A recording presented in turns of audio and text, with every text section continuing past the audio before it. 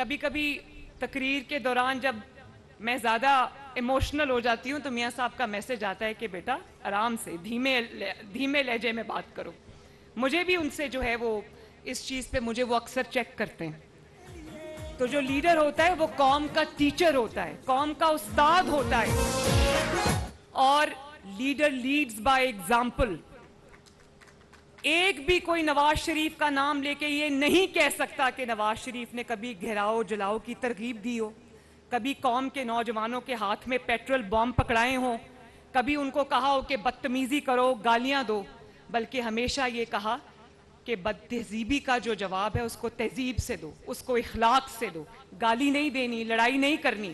नवाज शरीफ साहब पर, मुस्लिम लीग नून पर क्या क्या मुश्किलात नहीं आई, बहुत बड़ी बड़ी मुश्किलात आई, लेकिन आपका लीडर एक ऐसा लीडर है, आपकी जमात एक ऐसी जमात है, आपकी जमात के जो रहनुमाएं, ऐसे रहनुमाएं किसी ने कभी रोते पीटते हुए अवाम को अपनी जो मुश्किलात की कहानी नहीं सुनाई।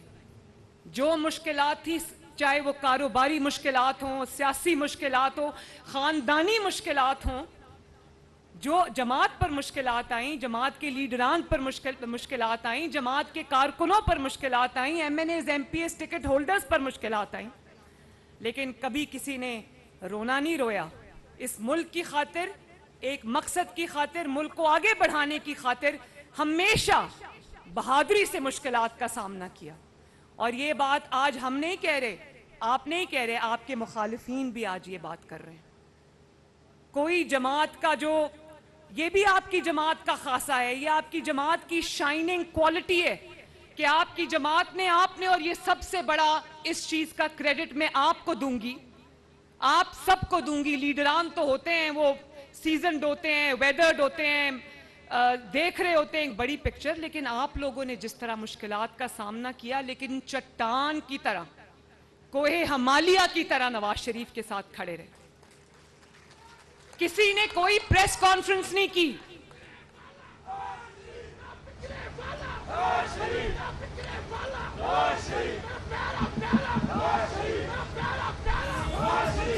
नवाज शरीफ साहब ने ये नहीं कहा, नवाज शरीफ साहब ने ये नहीं कहा कि मुश्किलात आ गई हैं, मैं इक़्तिदार से चला गया हूं तो चलो जल्दी जल्दी मैं दूसरे मुल्कों को आवाजें दूं, अमेरिका को आवाजें दूं कि खुदा का वास्ता है मेरे लिए एक बयान ही दे दो।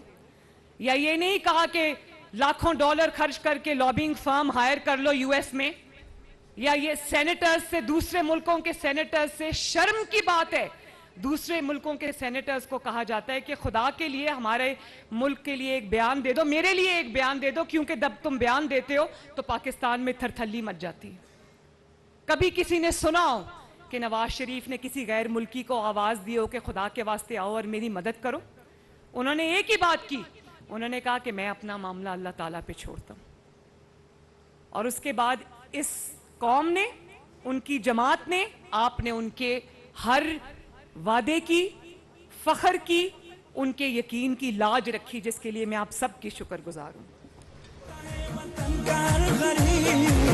दुआएं देता है वतनकार गरीब, हमारे सबके दिलों की धड़कन नवाज शरीफ हमारे। और फिर ये भी आपकी जमात का खासा है कि पाकिस्तान में उतार चढ़ाव आए, मुश्किलात आई, फैसले करने का वक्त आया, लेकिन आपकी जमात ने, नवाज शरीफ साहब ने, आपके लीडर ने कभी मुल्की मफाद का सौदा नहीं किया, जाती मफाद पर मुल्की मफाद कुर्बान नहीं किया।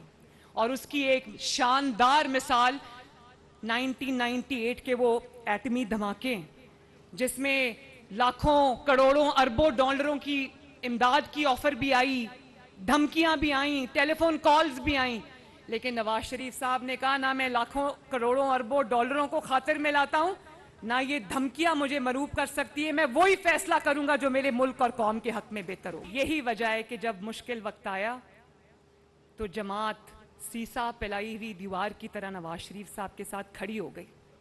कोई लीडर तो क्या, कोई कारकुन भी जमात छोड़ के नहीं गया। ये जितने लीडरान यहाँ पर बैठे हैं स्टेज पे, सब जेल के चक्कर लगा के वापस आए, 6-6 महीने, 8-8 महीने, साल, 2 हमजा शहबाज ने तो 2 साल सबसे ज्यादा जेल बर्दाश्त की, लोगों की बेटियों को, बहनों को जेलों में डाल दिया, लेकिन क्या कोई जमात छोड़ के गया? क्या किसी ने प्रेस कॉन्फ्रेंस की कि हमें नवाज शरीफ साहब की क़यादत पे एतमाद नहीं है, हम अपनी जमात को छोड़ें? क्या किसी ने कभी ये कहा कि हम सियासत छोड़ें? तो कितनी बड़ी ये माशाल्लाह मुस्लिम लीग नून की कुव्वत है। कई आए धमकाने वाले, तब्दीलियां लाने वाले, जहां से आए वहीं वापस चले गए। जमात की और भी क्वालिटीज़ बहुत हैं, लेकिन एक सबसे बड़ी क्वालिटी ये है पाकिस्तान मुस्लिम लीग नून की कि पाकिस्तान मुस्लिम लीग नून के, मैं इसलिए नहीं कह रही कि वो मेरा वालिद है, कि नवाज शरीफ है पाकिस्तान मुस्लिम लीग नून के पास। नवाज शरीफ को मिटाने वाले कई आए, कई चले गए, और अल्लाह ताला का फजल देखो, नवाज शरीफ आज अकेला पूरी आबोताब के साथ पाकिस्तान के सियासी मैदान में चमक रहे, हालांकि वो अभी मुल्क में मौजूद नहीं है।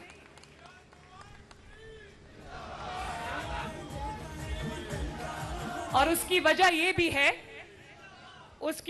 भी है कि जब मुश्किलात आई तो नवाज शरीफ साहब ने सीना तान के उन मुश्किलात का सामना किया। ये नहीं कहा कि मेरे कारकुनों ने किया होगा, मुझे क्या पता किसने किया, मैं तो घर में आराम से बैठा था। बेटी का हाथ पकड़ के आया और अडयाला जेल चला गया, कारकुनों पे आंच नहीं आने दी। ये नहीं कहा कि मेरे कारकुनों ने किया है, मुझे क्या पता क्या किया है, मैं तो अंदर था। और लीडर वो नहीं होता कि जब मुश्किलात का सामना हो, मुसीबतों का सामना हो, तो उसके अपने बच्चे लंदन में बैठे हो, कासिम और सुलेमान लंदन में बैठे हो, और जो कारकुनों के कासिम और सुलेमान हैं वो जेल की सलाखों के पीछे हो। नवाज शरीफ साहब ने तो नहीं सोचा, मुझे अफसोस है कि मुझे अपनी बात करनी पड़ी, मैं अपनी बात नहीं करना चाहती, मुझे विक्टिम कार्ड खेलना बहुत बुरा लगता है, मुझे इस बात का ये है कि मैं अपनी बात कर रही हूं, लेकिन नवाज शरीफ साहब ने तो नहीं कहा कि फलां को पकड़ लो, उस कारकुनों को पकड़ लो, मेरी बेटी को कुछ ना कहना। हाथ पकड़ के मेरा वो जेल में ले गए, और फिर दूसरी मर्तबा मुझे उनके सामने से गिरफ्तार किया गया।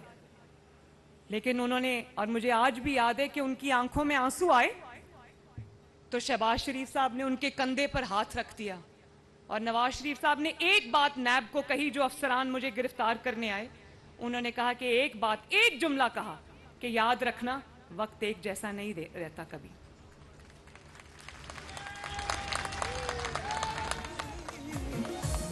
और जब लोगों के बच्चों पे मुश्किलात आई, जिनको वर्गलाया, जिनके दिमागों में, जिनकी रगों में बारूद भरा, जिनके हाथों से लैपटॉप और किताबें लेके, जिनके हाथों में पेट्रोल बॉम्ब और हथियार पकड़ा दिए, उनको वर्गलाया कि जाओ जाके कौमी तंसीबात पर हमला करो, अफवाज पाकिस्तान की तंसीबात पर हमला करो, शुहदा की यादगारों और अलामतों पे हमला करो। और जब वो पकड़े गए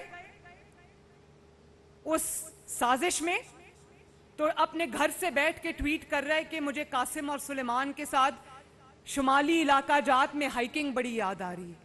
मेरा दिल उस वक्त टुकड़े टुकड़े हो गया।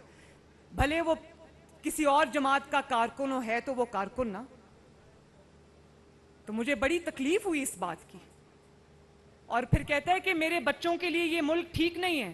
कौम के बच्चों के हाथों में जब तुमने बारूद पकड़ा दिया, उनके लिए ये मुल्क ठीक है, तुम्हारे बच्चों के लिए ठीक नहीं है।